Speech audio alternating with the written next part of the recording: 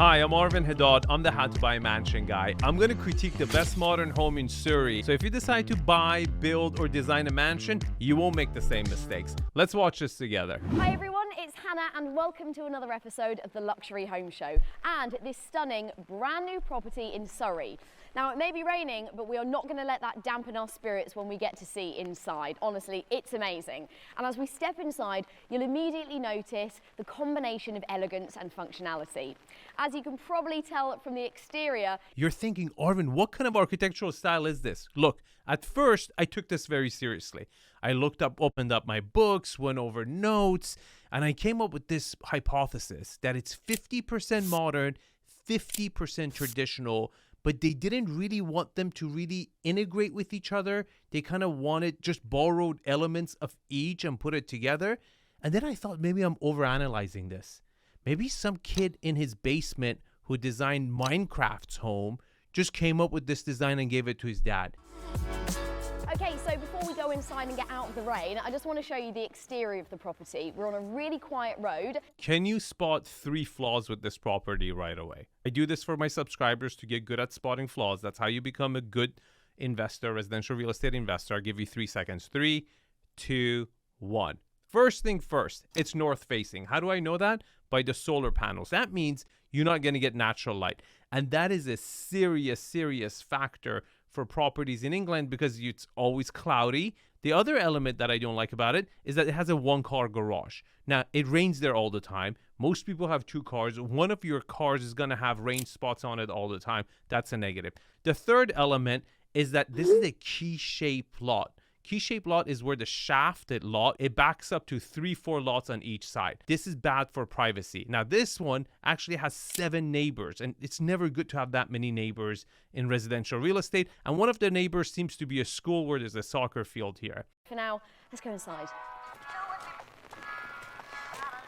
Oh, that's better coming in out of the cold and into this stunning entrance hallway. It's absolutely huge, so light and airy. As you can see, we've got so much glass. You'll see this throughout the entire property. Okay, this is really important because this side is south facing. They've put glass so it welcomes the light coming in. They've actually tried to fix this issue of being north facing. That's important and that's really smart to do.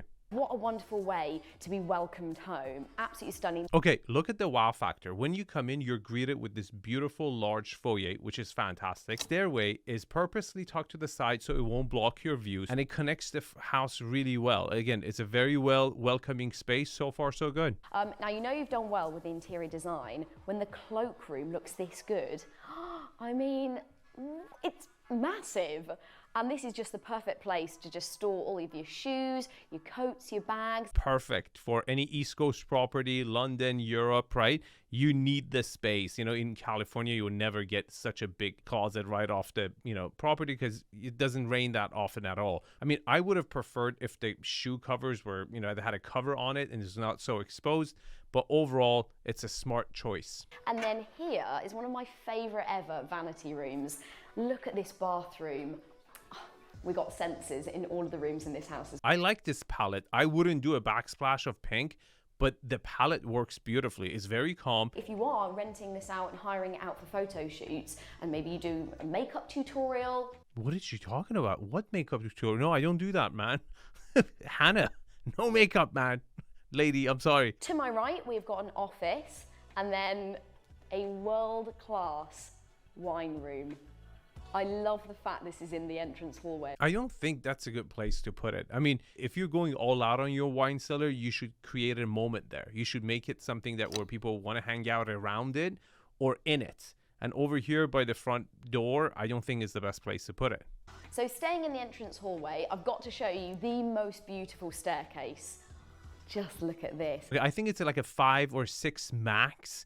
It doesn't bring any new innovation to stairways. I've seen the stairway everywhere. He didn't screw it up. I like the fact that it's tucked in, that it doesn't block the view to the backyard, but it's not the most beautiful stairway I've seen.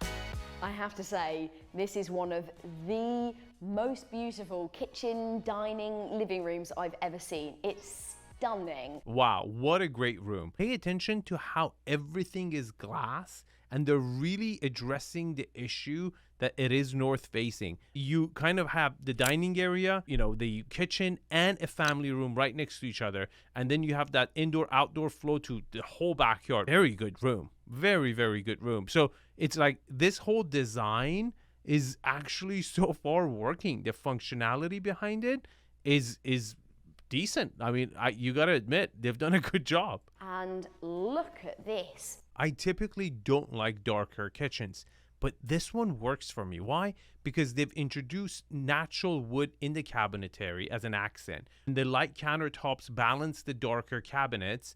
It works. Loads and loads of storage. That's what we want when you've got a busy house. Again, these light fixtures are just fantastic. They're like so not fantastic. They're so generic. Like but they're smart. They've actually spent money on certain things that are really important and then kind of cheaped that out on other stuff. I think this room is so impressive. Just architecturally speaking, the angle really throws you off, and it's so open and it's so lit. You don't really need a really busy or sophisticated chandelier here because you distract from all the other things you have. So choosing something neutral really works. As you can see, the ceiling is pretty big here. It's 4.5 meters high. Okay, this ceiling design is really important because they really didn't have to have the kind of this for only half of it, right? They've purposely have decided to give it an angle, so half of it is the flat roof and half of it is not, just to mess around, just to kind of give that modern element to it. I can't consider it architecturally significant whatsoever, but it's playful. We've got space for 8 people here, maybe more of your formal dining occasions. Now this is the other light fixture that I was telling you about. This is part of the £50,000 investment. It's absolutely stunning. I don't think any of the chandeliers were worth the amount. I think you could have got a custom piece for better. I don't know if they're really popular, but they could be, you know, to me, they're just not doing it for me. And I think as well, you know, looking at it from a practicality point of view, because one of the themes that runs through this house is form versus functionality. I like her. Look, I've watched this channel for quite some time. Most of their presenters are literally interns who I don't know where they found.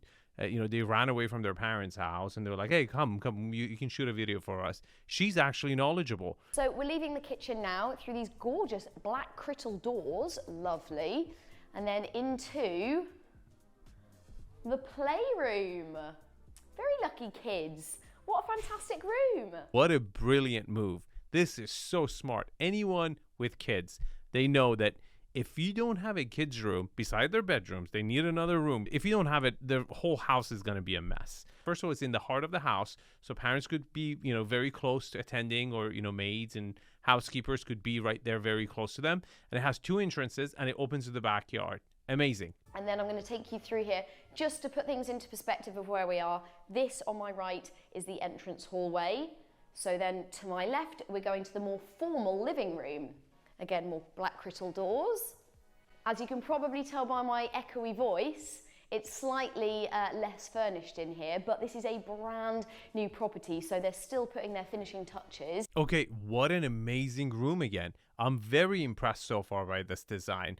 First of all, it's a very sophisticated room. They've put kind of TVs everywhere. In every room there's a TV. You really don't want to do that. I mean, I would really prefer if this room had a bar or a library, to have a kids section next door, adult section over here, have a more intimate setting that opens up to the backyard. One thing you've noticed probably, there's no real bedrooms downstairs. There was an office by the front door that they didn't show us. And if that office has a bathroom that could be converted to a guest bedroom on the entry level or maid's room, would have been really almost a perfect first floor.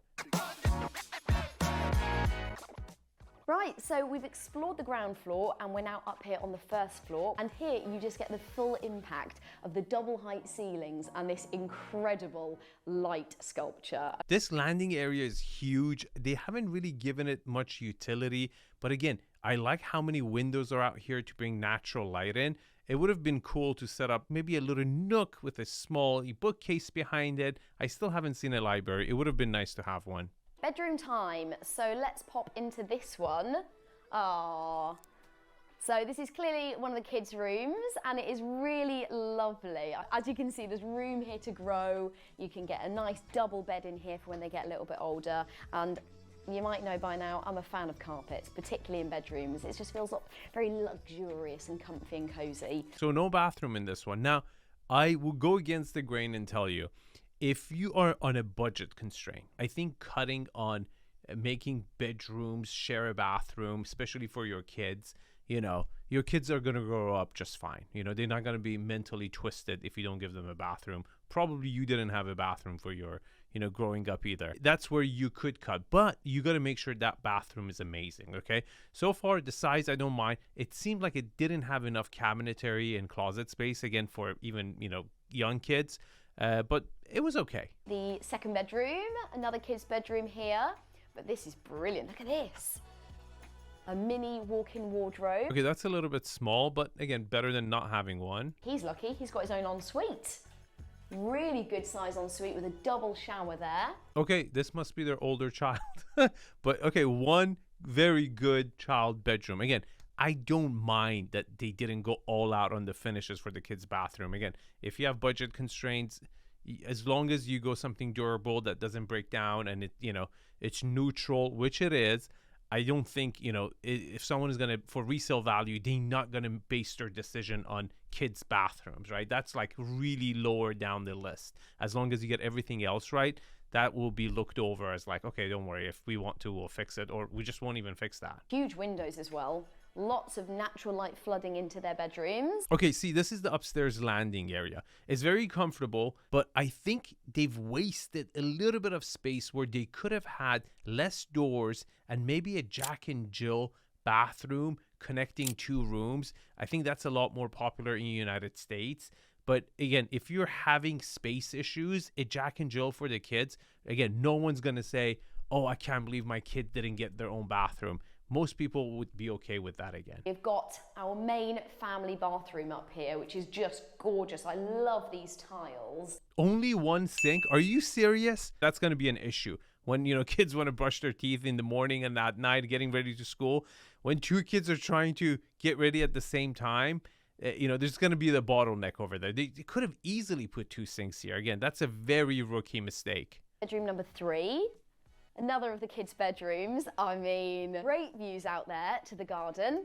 And all the bedrooms are brilliant sizes. Again, you can get a double bed in here for when they grow up. Okay, another small bedroom, fine for the kids. Again, the only issue is going to be that bathroom. They should have done double sinks. I don't know why they didn't do it. Mentioned tech, obviously, and this is just an example of it. I can control the lights, the camera, the climate, all from this touchpad, including the Sonos speakers in the master bedroom. So I'll show you that in a minute.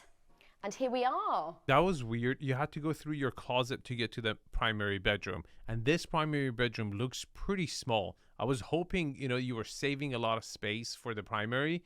But again, the actual sleeping area is kind of small. There's not a sitting area whatsoever. Another of these huge glass doors that opens. So lovely. I love the tones in here as well. It's quite muted. And yeah, it feels very calm in here. See, a lot of thought has gone to functionality, right? I think if anything, I would say it's more of a functional home than a design home. Having a huge window like this in London or outside of London in England is amazing. You're going to get so much natural light. They knew that this property was north facing, so they went all out on the windows, and it's a great choice. I think it's a very smart choice. And then if you follow me into this room, wow. Walk-in wardrobe. Not bad. Not bad. I mean, a very neutral, I would say. And again, for England, you know, properties are much smaller. Again, it's not London. So if this was in London, this would have been incredible. And then, I mean, wow, as en-suites go, this is incredible. So this is a bit of a mouthful. I wouldn't call this an incredible at all. First of all, again, another one sink. They had the room to put double sinks, just like the other bedroom, but they chose not to. And again, I just don't like the way they've done the marble, and it sticks out and it cuts out. It just, the whole bathroom looks cheap. It really looks cheap. It seems like when it got to this part of the project, they, you know, really started running out of money. It hasn't been executed well at all. Here we are, onto the second floor. Okay, do you see this skylight? This is pretty much the only reason I could find where they had an excuse to have this arch on the lower level in the family TV room where it has this pointy feature and then it flats out, is to be able to have a skylight for this area. But again, I don't think this is the reason they gave that look. They wanted the property to look a little bit like a villa and a little bit like a mid-century home. Again, architecturally not significant, but playful. And I think they would really like it. And the functionality out of the property is amazing.